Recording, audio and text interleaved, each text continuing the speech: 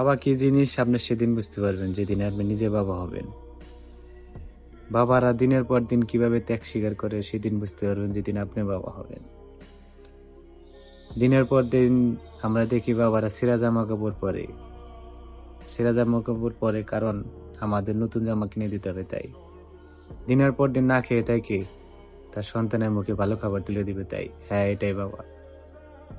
দুঃখ প্রকাশ না করা এই মহাপুরুষের নামই হলো বাবা। আমাদের বাবা আমাদের জন্য দিনের পর দিন হাড় ভাঙা কষ্ট করে শুধু আমাদের প্রতিষ্ঠিত করার জন্য।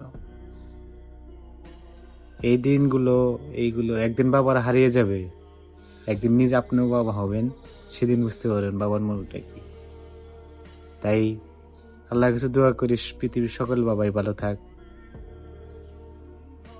আমাদের মাঝে বেঁচে থাক হাজার হাজার বছর।